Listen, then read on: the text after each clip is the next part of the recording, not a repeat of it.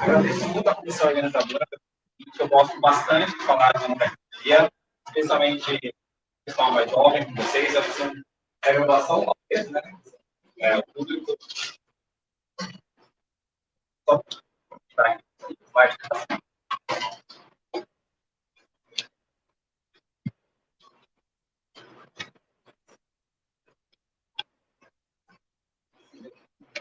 Perfeito, é verdade. Então, o tema que eu vou trazer para vocês hoje é uso de nanopartículas na entrega eficaz de seguinte quarto. Né? A nanotecnologia nos últimos anos teve um verdadeiro boom, não só na medicina. E hoje eu vou comentar com vocês são esses o porquê da gente ter como medicamentos, nanopartículas, quais são as características, quais são as vantagens, né? Por que esses temas são tão promissores? Na Universidade Federal do Ceará, na UFC, eu coordeno o grupo de pesquisa CDFAR, Centro de Pesquisa e Desenvolvimento de Sais Farmacêuticos, e o grupo de pesquisa GPNano, né? Bom, então, a gente sempre sabe, né? A gente tem uma série de medicamentos no mercado, né? Para tratamento de uma série de doenças. Eu trabalho bastante com câncer, a gente tem no mercado já quimioterápicos, né? Será que eles não tão potentes assim? Como é a questão de efeitos colaterais? Então, a gente tem uma série de fatores de deficiências desses medicamentos. Mas a gente tem comprimidos, deixa eu ver só qual que é o laser aqui. Comprimidos, cápsulas ou soluções injetáveis. São medicamentos já que são de domínio, estão no mercado, né? A questão de custo é uma outra história, né? Qual o custo desses medicamentos, mas a gente sabe que quimioterápicos na terapia, aqui a gente tem, por exemplo, a doxorubicina, né? Para tratar uma variedade de cânceres, e tem uma série de efeitos colaterais. Esse medicamento injetável, por exemplo, ele é muito cardiotóxico. Então, você está ali já com câncer, fazendo a terapia dessa doença, sofrendo toda a problemática, né, da doença, da questão patológica, você ainda vai ter um efeito colateral que percebe, como a cardiotoxicidade e uma série de outros, né? A quimioterapia, ela está realmente associada à toxicidade. Então, esses medicamentos que a gente tem, já esse arsenal que a gente tem já no mercado, será que eles fornecem o máximo benefício?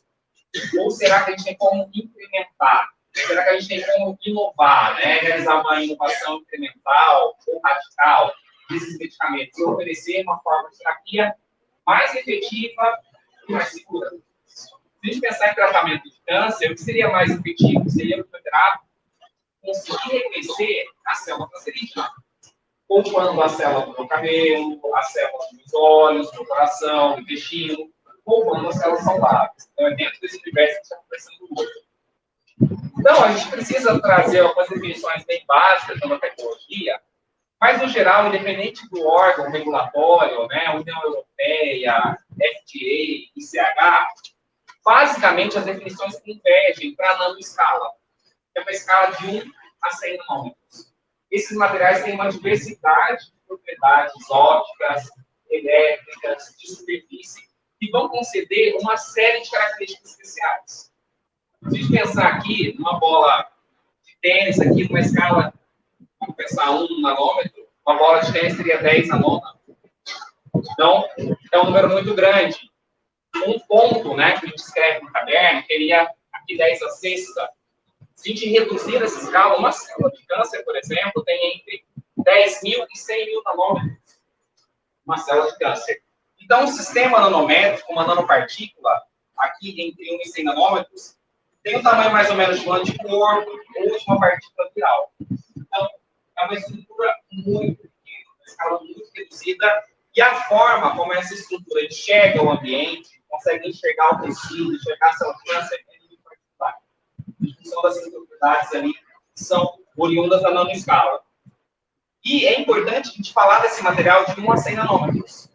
À medida que ele vai se afastando disso, caminhando em direção a 500 nanômetros, essas características tão especiais vão se perdendo.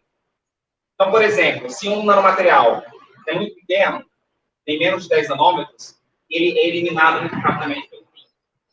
É filtrado pelo rim e eliminado. Se ele é maior que 200 nanômetros, você tem o risco de ativar o sistema complemento. Então, a ativação do sistema imunológico. Tá? Então, aí a gente pode, o nosso sistema imune vai atacar a nanopartícula e depurar. Também é interessante. Claro que a gente tem algumas estratégias para mascarar essa nanopartícula do sistema imunológico. para que o nosso sistema imunológico não encare, não enxergue a nanopartícula como invasor. Então, primeira coisa, a gente tem que ser capazes, né, de caracterizar, manipular e organizar esses materiais na escala nanométrica. Como que a gente caracteriza, né? Uma caracterização muito básica na nanomedicina é a microscopia.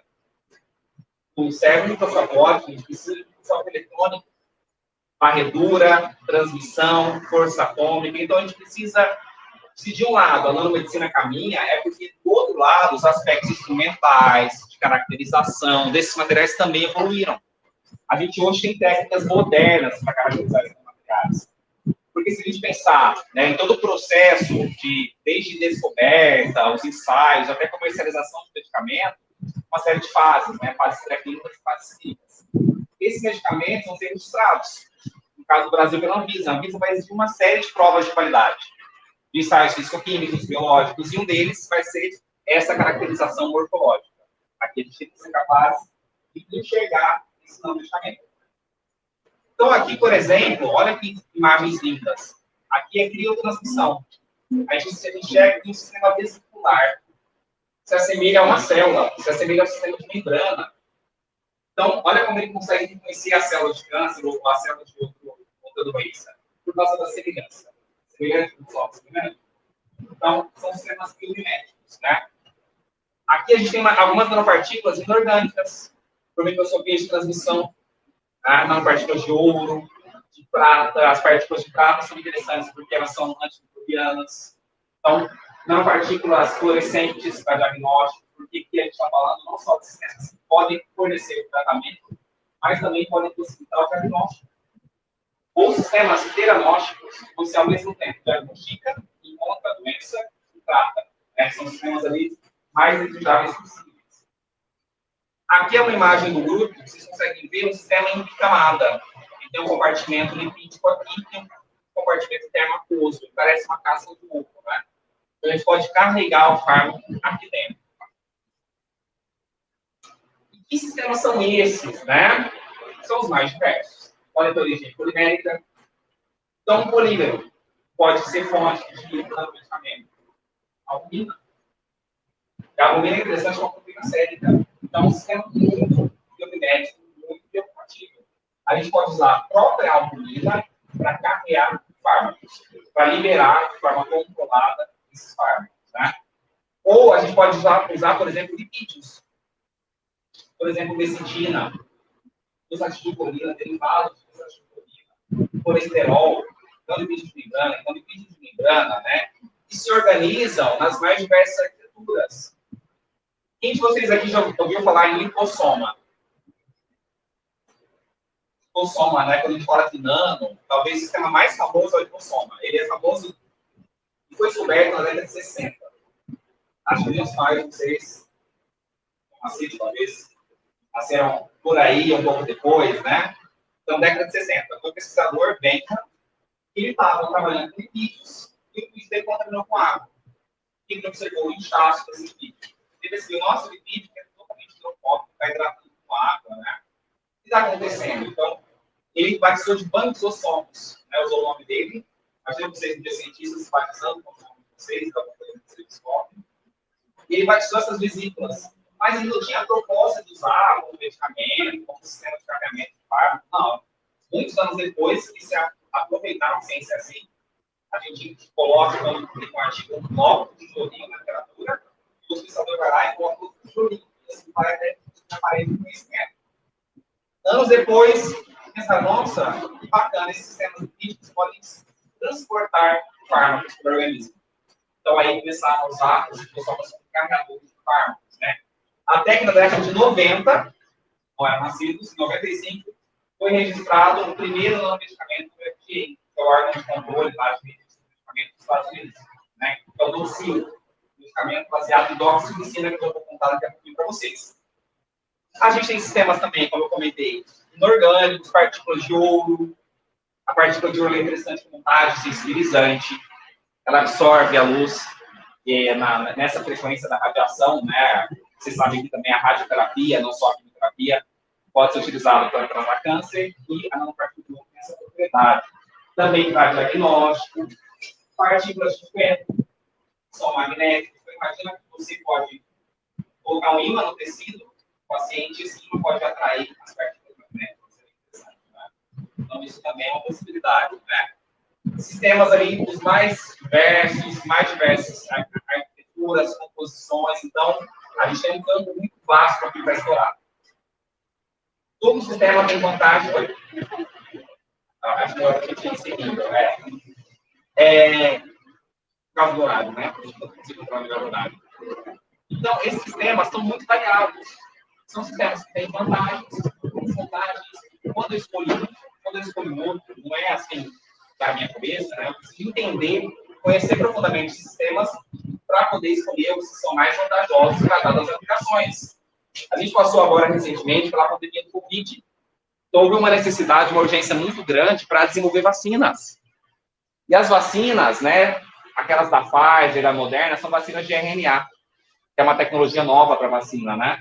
Só que o RNA é uma molécula muito instável. Então, os pesquisadores aproveitaram essas nanopartículas e incluíram o RNA mensageiro em nanopartícula lipídica.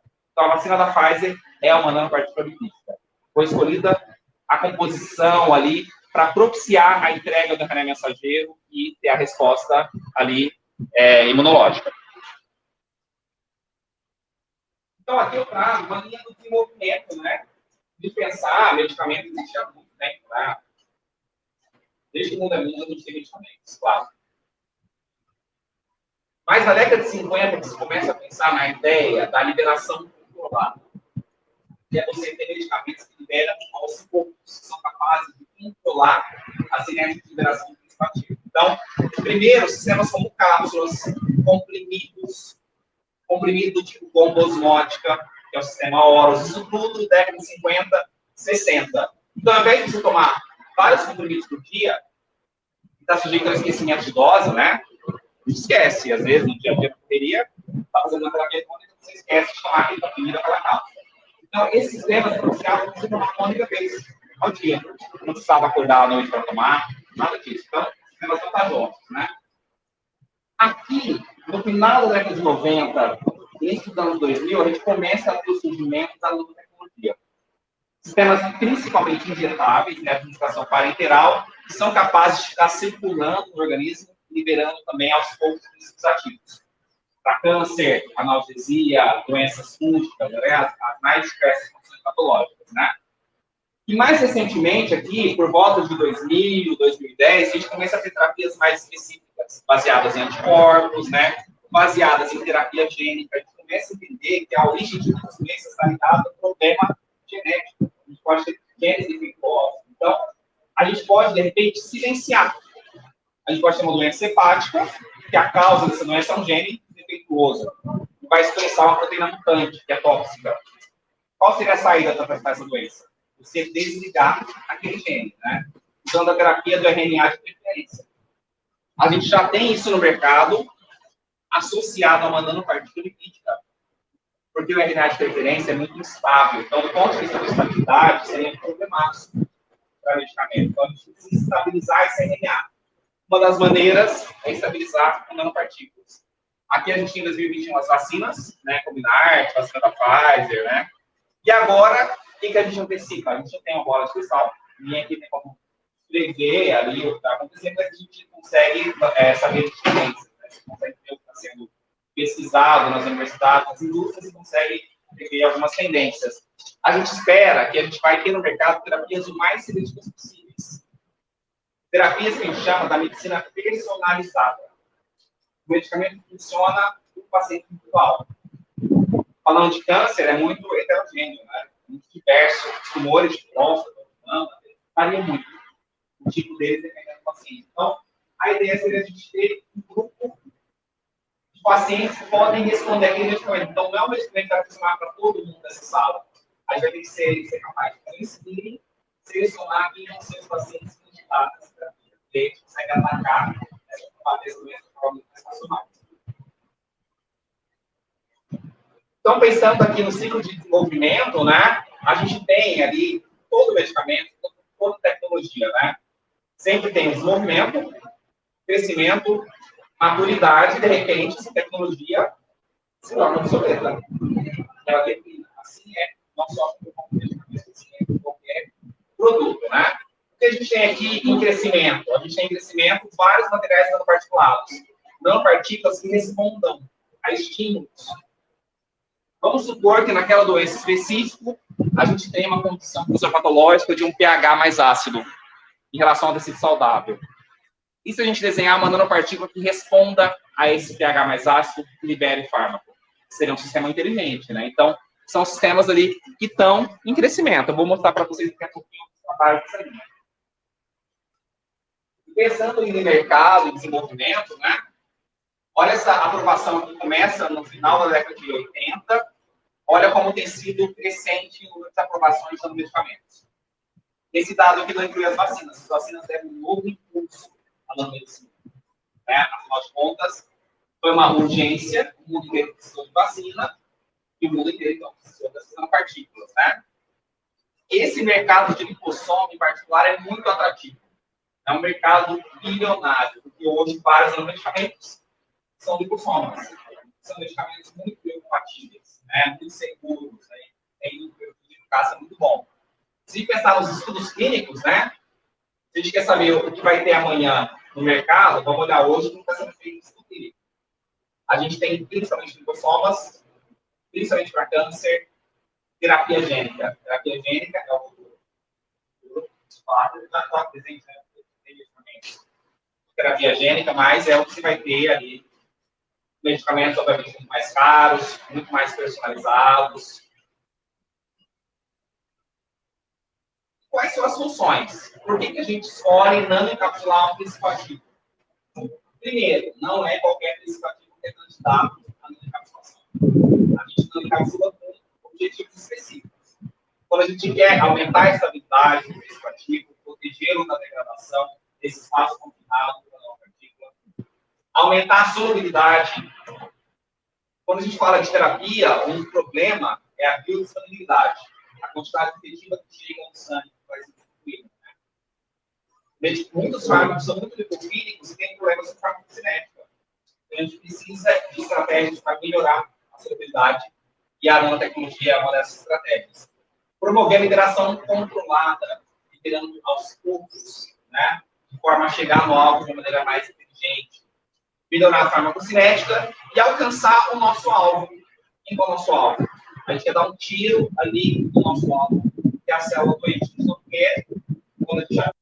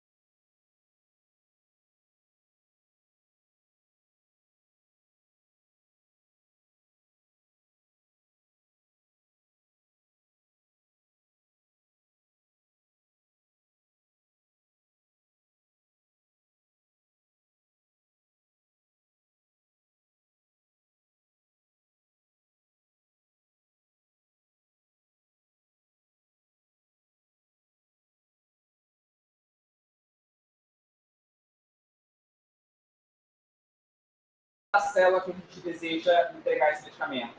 Será que se eu tiver essa nanopartícula numa carga oposta, eu posso ter uma interação eletrostática e facilitar essa entrega do fármaco? Pode ser. Então, o conteúdo do fármaco, quanto eu estou conseguindo colocar lá dentro da nanopartícula de doxorubicina, de paclitaxel, quanto efetivamente é 80%, é 90% ou é só 30%? Então, isso faz muita diferença, né? A solubilidade, então aqui eu preciso de ter vários ensaios analíticos para conseguir responder essas questões. Aqui eu estou mostrando para vocês, eu vou mostrar, a partir de agora, algumas aplicações do meu grupo de pesquisa, alguns trabalhos oriundos do meu grupo de pesquisa aqui na UFC, né?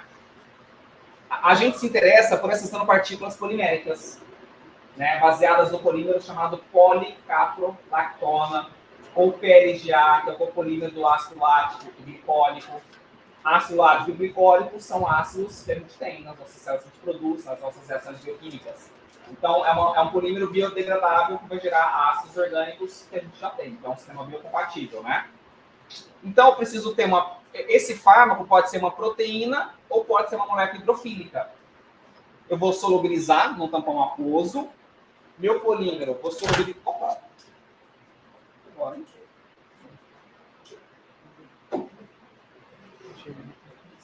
Acho que é aqui, ó.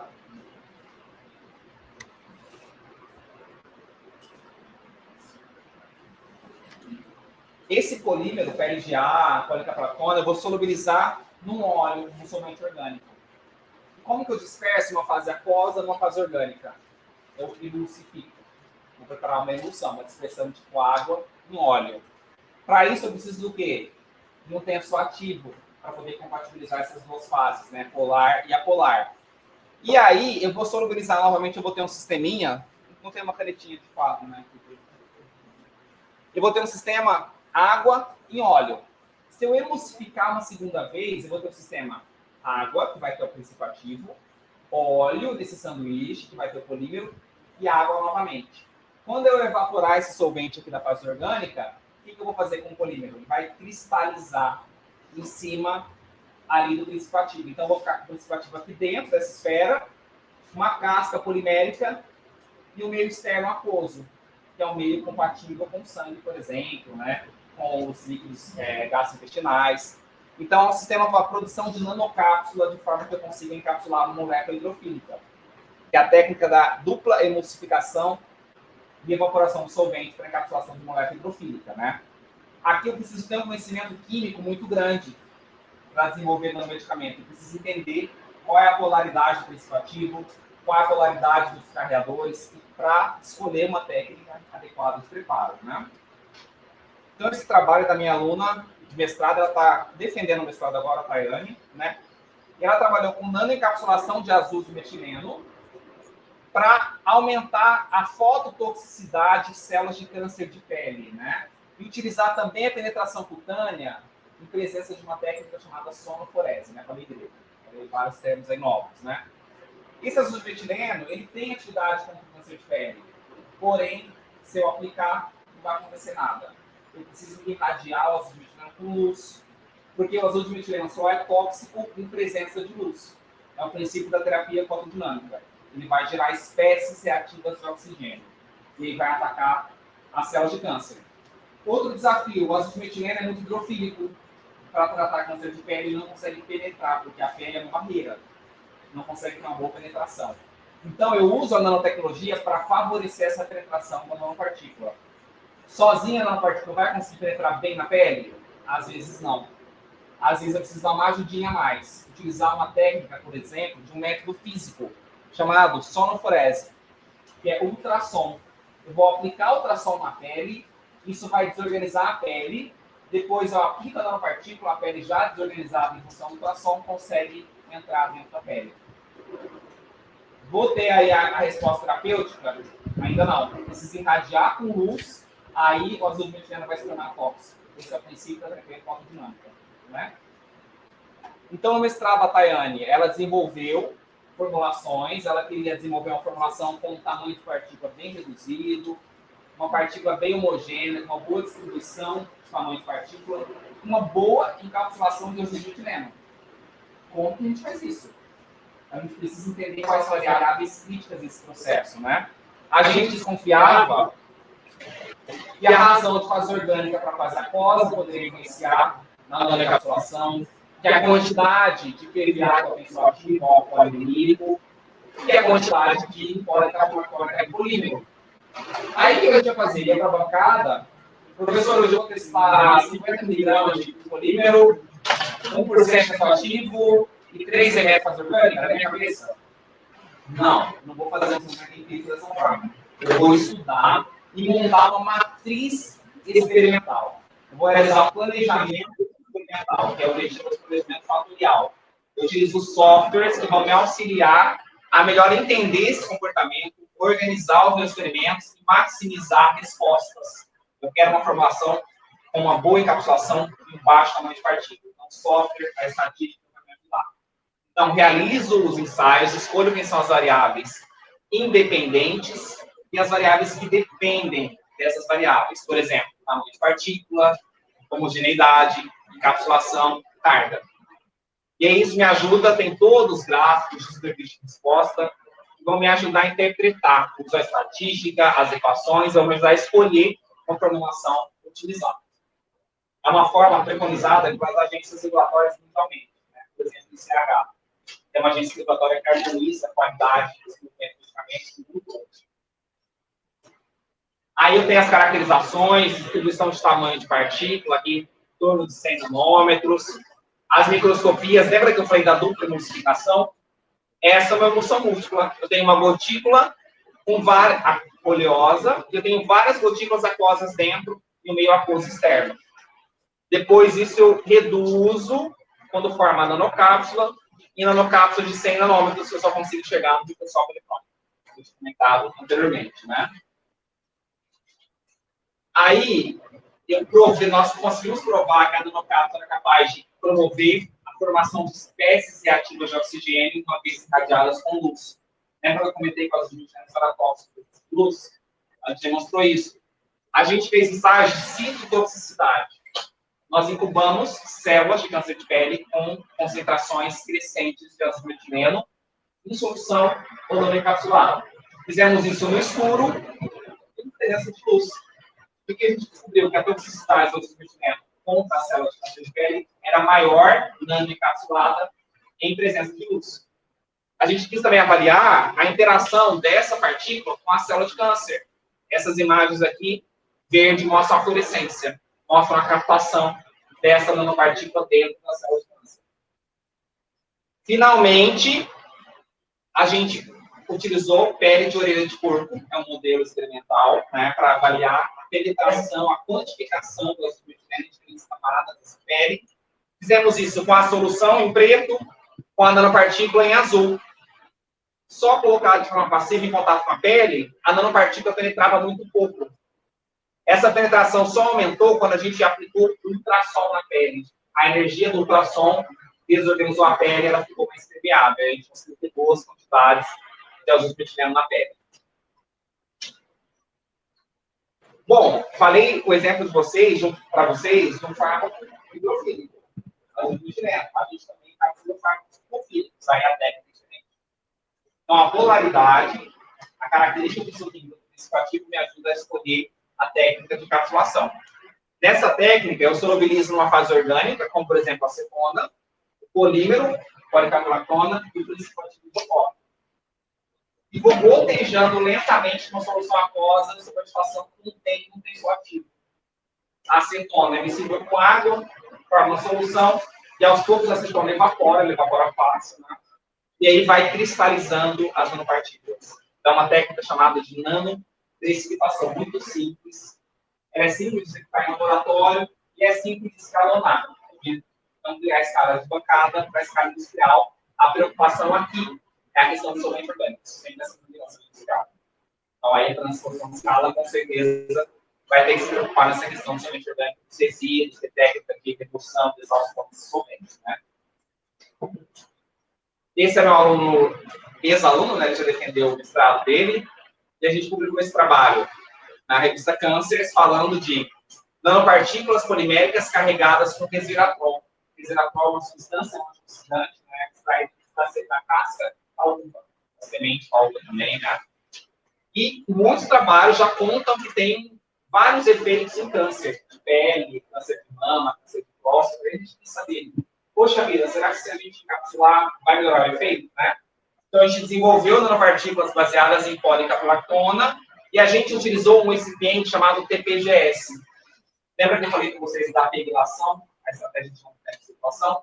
A gente utilizou aqui uma vitamina E derivada com PEG, para multiplicar essas nanopartículas. Né? Então, a gente fez todos os estudos de formulação, estudos aqui em cultura celular, né? Aqui em verde, por exemplo, é a captação, o núcleo da célula está em azul. Está claro por causa da luz, mas o núcleo da célula está em azul. E verde é a nanopartícula. Percebe que 1 hora tem pouca captação, 4 horas capta bem, 24 horas diminui a captação, né? E aqui, olha que interessante, né? Quando a gente começa um projeto, a gente tem uma hipótese. Mas a gente consegue provar essa hipótese e outra coisa. E aqui a gente mostrou que o TPGS, na verdade, ele atrapalha a captação celular. Ele cria uma barreira. Lembra que eu falei o Alexandre de Paulo cria uma barreira numa partícula e impede que o sistema imune reconheça? Fez a mesma coisa com a célula de câncer. Aí é interessante. Se é uma barreira ao reconhecimento da célula de câncer, não é legal para mim. Então, a gente mostrou isso por imagem, microscopia confocal e por uma técnica de avaliação de células, que é a CDT de fluxo. A gente tem a mesma resposta. E aí, a gente quis saber o comportamento em vivo, em modelo pré-clínico de câncer de mama. Né? A gente tem modelos para câncer de mama, de próstata, para câncer coloretal. Basicamente, a gente trabalha com camundongo e imunossuprimido. A gente cultiva no laboratório célula de câncer humana e inocula nesses animais em condições controladas e o tumor se desenvolve. Uma vez que esse tumor se desenvolve, aí a gente começa a fazer o ciclo de quimioterapia. Esse gráfico aqui que eu estou mostrando para vocês. Até 2 semanas, aqui eu tenho o volume tumoral, que é o tamanho do tumor. Quem melhor controlou, perceba que o tumor não foi erradicado, não sumiu, ele continuou lá. Mas quem cresceu mais lento foi o grupo tratado com a nossa nanopartícula sem TPGS. Olha a solução salina, esse grupo aqui que eu estou apontando. Olha a diferença. E a gente mostrou que houve diferença estatística entre as duas formulações, com TPGS, corroborando o que a gente já tinha visto em cultura celular. Né? Então, aqui estão os tumores, a fotografia dos tumores. Ao final do estudo, daí a gente faz análise histológica, parâmetros bioquímicos também, né? Coleta sangue, analisa alguns parâmetros bioquímicos, uma avaliação de toxicidade também. E, finalmente, para terminar, né, nesses 10 minutinhos que me faltam, eu vou contar para vocês aqui uma estratégia bem legal, que é a gente tornar essa nanopartícula mais reconhecida pelo alvo. Vamos pensar no alvo, por exemplo, câncer de mama. Né? A gente tem vários tipos de câncer de mama. A gente tem tumor de mama que expressa uma proteína chamada HER2. Quando a paciente recebe o diagnóstico de câncer de mama, tem que fazer a biópsia e avaliar que tipo de tumor de mama é esse. E no mercado já existe um anticorpo monoclonal anti essa proteína, anti-HER2. Mas também é o caso do SMAB. E se a gente pegar esse anticorpo, ligar a nanopartícula para direcionar a nanopartícula até esse alvo? É uma estratégia de direcionamento, de interação ativa. Basicamente, então, nós vamos ligar. Aqui eu tenho a nanopartícula e eu vou ligar aqui na pontinha dela anticorpos. Eu vou decorar, funcionalizar essa nanopartícula anticorpos para aumentar a entrega do fármaco ao alvo, facilitar a captação celular. Então, é como se eu desse, há muitos anos atrás, um pesquisador chamado Paul Ehrlich elaborou uma teoria da bala mágica, como se o medicamento tivesse que ser uma bala mágica, que afetar só a célula doente. Então, como se tivesse aqui a minha bala mágica. Então, posso fazer isso com anticorpos, com peptídeos, com folato. Né? Folato é uma vitamina. E ela está ligada à síntese de DNA. Um fator para a síntese de DNA. Então, uma célula que está se multiplicando rapidamente, uma célula de câncer, precisa de folato. Então, isso vai enganar a célula. Ela acha que ela está recebendo folato, mas ela está recebendo doxorubicina. Está recebendo 5-fluorotazil. Essa é a ideia, né? Então, dentro da evolução, lembra que eu contei para vocês que nós fomos inscritos pela primeira vez em 65? E o primeiro medicamento que chegou no mercado foi 30 anos depois. Então, às vezes, o que a gente está fazendo hoje na bancada, no laboratório, vai se traduzir no mercado em 30 anos. Então, tem um tempo grande. E esses medicamentos com anticorpos, né, as nanopartículas com anticorpos, já estão no mercado. Para tratar câncer, doença autoimune, eles têm um arsenal de anticorpos de no mercado. Agora, essa interface com nanopartícula ainda não. Isso está surgindo aqui nessa ponta nos estudos clínicos. Então, se vocês digitarem no PubMed, no site Direct, vocês vão ver uma série de estudos, né? Ou entrar no site do FDA, eles ficarem em estudo clínico, vocês veem. Mas o que tem de interface de fármaco com anticorpo não é a nanopartícula com anticorpo, é a conjugação direta do fármaco com anticorpo. São os ADCs, Antibody Drug Conjugates. Esses complexos já estão no mercado para alguns países. Então, temos que pensar. Doença heterogênea, é um tumor de cérebro, de mama, renal, próstata. Temos que classificar esse tumor. Qual é a característica dessa célula? Que proteínas de superfície ela expressa? Quais são os alvos? Quais são os marcadores? Para câncer de mama, tem esse anticorpo trastuzumab. Então, aqui a nossa estrutura da imunoglobulina, IgG, a gente pode utilizar a IgG inteira, ou, se a gente pensar lá da imunologia, essa porção aqui, FC, ela não está ligada ao reconhecimento. Só a porção FAB está ligada ao reconhecimento. Então, posso gerir esse anticorpo, utilizar somente a porção FAB e conjugar na minha nanopartícula. Faço uma reação química. Eu preciso da química aqui para me ajudar a conjugar esse anticorpo na nanopartícula. Então, eu preciso primeiro tornar esse anticorpo reativo. Ele não é reativo.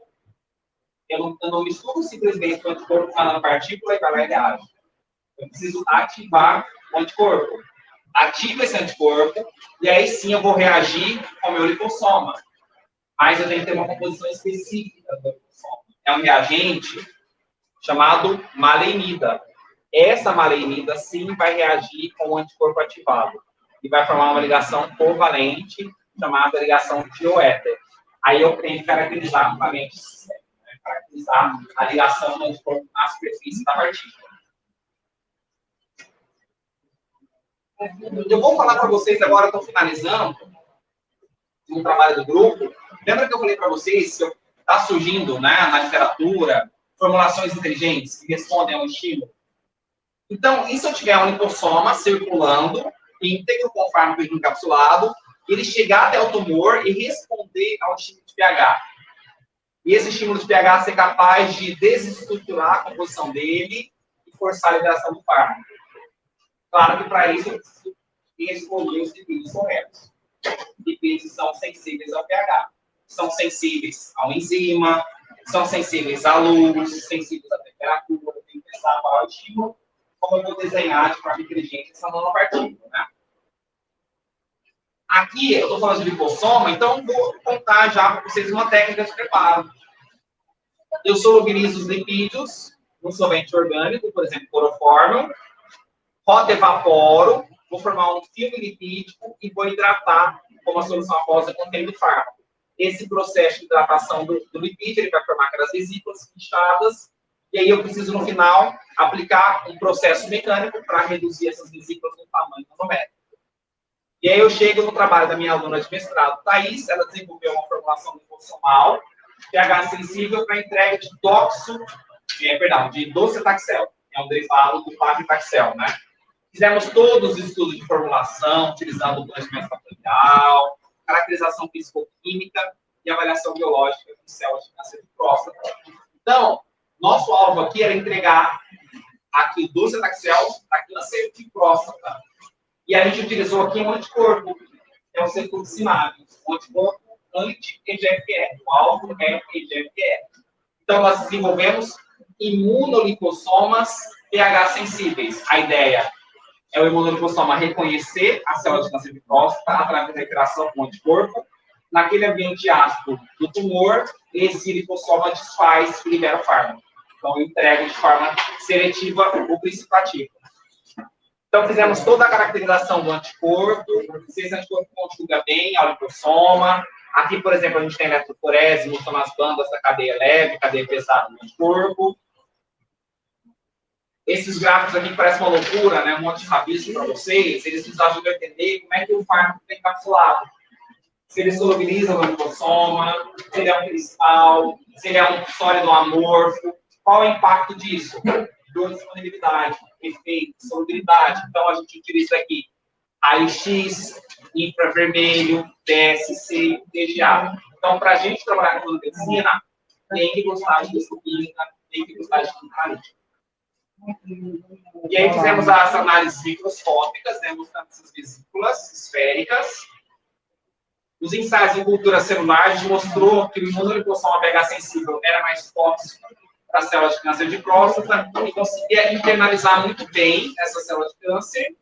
E não só internalizava bem, como reconhecia a célula. A gente fez um ensaio chamado ELISA, que é um imunoensaio, para avaliar a capacidade dessa informação de reconhecer a célula de câncer de próstata.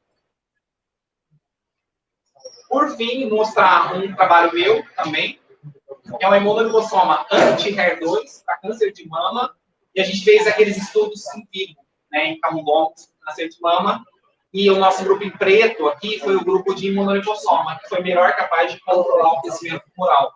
Olha a diferença do preto para o verde. O verde era o lipossoma, o preto era o imunolipossoma. Então, olha a influência do anticorpo aqui.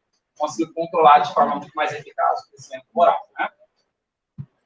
Então, cumpri minha missão de não estender. Aqui é o laboratório, CDFAR do Fernando, a gente tem um site, né, cdfar.com.br. Aqui no Instagram a gente publica as novidades do grupo, os artigos, né, as defesas. Aqui tem uma foto recente do esse ano do grupo. Laboratório analítico, de formulação, laboratório de tipo celular e questão de biotéria, a gente usa a biotéria do Porangabuçu, que é o campo da saúde, e também do NPTN, que você trabalha lá. Então, com isso, agradeço às agências de fomento, né, que tornam possível a realização dessa pesquisa, e, claro, os alunos que aqui estão lá, de fato, quem é curioso, trabalhador, então, agradeço muito aqui, e agradeço vocês também aqui por estarem no horário do almoço comigo. Obrigado.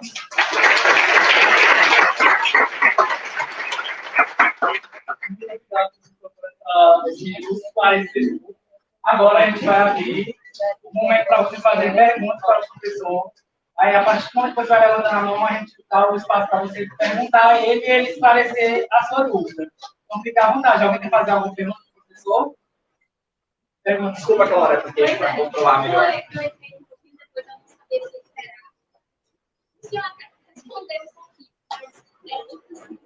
o tipo de lipossoma, o tipo de nanopartícula que vai ser utilizado vai depender do alvo do fármaco. Por exemplo, um fármaco que vai agir a nível territorial, ou porque você falou sobre albumina e também da questão do vídeo, né? Aí eu estava tomando uma coisa que a gente estava falando. A albumina é uma criadora de fármacos. A questão de fármacos somente da interação, cerveja, que a albumina não vai querer participar. Aí, a pesquisa nanopartícula vai deixar. Essa é uma excelente pergunta. Como eu escolho, né? Eu escolho o lipossoma, escolho a albumina, eu tenho que pensar no alvo. Será que esse alvo vai ser capaz de captar melhor a albumina ou vai captar melhor o lipossoma? Então, isso que você comentou, você já respondeu. O alvo vai me dizer. Eu preciso pensar no desenvolvimento inteligente. Vou escolher a albumina, o lipídio, em função de quem tiver uma melhor interação com o alvo. Então, de repente, na fase de desenvolvimento, eu comparo os dois. Vou avaliando a internalização celular, a morte celular, quando vai escolher. Outra coisa, característica do fármaco. Tem fármaco que incorpora muito bem lipídio. Outro fármaco que incorpora no polímero com a albumina. Mas, de repente, ele não tem afinidade com a albumina, ele vai incorporar melhor em policapuratona. Então, eu tenho que pensar no alvo e nas características intrínsecas da própria molécula, para me ajudar a escolher uma composição ou outra. Professor, deixa eu tirar uma dúvida. Eu não sou farmacêutica, eu sou enfermeira, mas foi muito questionamento da vacina, falando da mudança, né, da genética, mas será que por conta que, pelo que você explicou, a nanopartícula, ela pode agir também? Tem algum, porque tem sentido, então, o que se fala, né? Só que não é da forma correta. E que sentido do que se fala? Porque surgiram muitos a respeito da vacina, que você, na vacina do Covid, porque ela usou essa tecnologia da nanopartícula. Primeiro, a vacina, ela passou por estudo clínico. Fase 1, fase 2, né? É uma vacina segura. As vacinas que apresentaram... Mas ela usa essa tecnologia A da Pfizer, ela utiliza a nanopartícula, o material genético, ele serve para chegar na nossa célula e expressar a proteína do vírus. Ao invés de você inativar o vírus, colocar o vírus inativado, que é a tecnologia clássica do Butantan, você não coloca o vírus lá, você não expõe o paciente ao vírus. Você expõe com material genético. Então, a nanopartícula vai entrar dentro da célula, entregar o RNA. O RNA, ele não vai produzir qualquer coisa. Ele vai produzir somente uma coisa, a proteína spike específica. É uma vacina super segura, a vacina de RNA. Você só vai produzir a proteína spike, e aí seu sistema imunológico vai ver aquela proteína sendo produzida e vai produzir os anticorpos, vai ter imunidade celular, imunidade humoral frente a essa proteína. Mas é uma proteína, uma vacina super segura.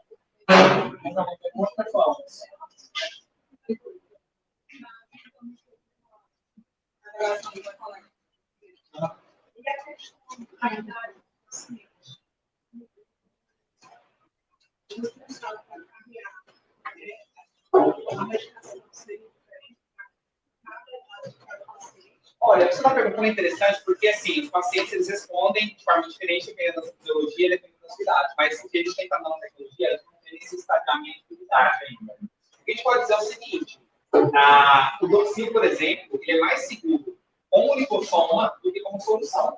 Ambos podem ser tóxicos para idosos, mas, possivelmente, uma população mais segura, uma população em geral, pode ser mais segura, uma população mais suscetível, idosos. Mas, à medida que você desenvolver terapias mais especializadas, essa é uma questão que pode ser interessante, você pensar no desenvolvimento da terapia para um grupo populacional mais sensível. Então, quem sabe a gente pode ter alguma coisa nesse sentido também. Graças para a moça, mais uma pergunta. Eu vou pensar.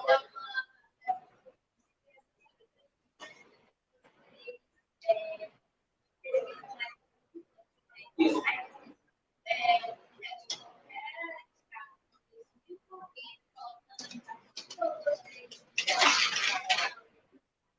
Essa é uma boa pergunta, né? Tem grupo que trabalha com molécula nova, sintetiza a molécula, é uma coisa importante que a gente não traz dessa forma. Com moléculas novas, a inovação radical mesmo. Ou, de repente, a gente quer inovar na formulação. E daí a gente pega moléculas clássicas. A doxorubicina, a 5-fosfatacil, melhorando a performance dessas moléculas que já estão no mercado. Ou a gente pode trabalhar, por exemplo, com extrato de planta, por exemplo, mas nosso foco é molécula quimicamente definida, molécula sintética. Né? Ou a gente quer inovar no tratamento, a gente multiplica o princípio ativo, sintetizado, ou a gente quer inovar na formulação. É difícil você mexer as duas coisas ao mesmo tempo. Mas o nosso foco não é produto local, o nosso foco é mais medicamento sintético.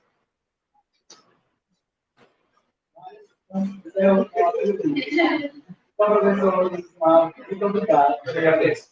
Então, e não dá vontade, a gente vai entregar uma honraria. Contribuímos com a cabeça. Muito obrigado.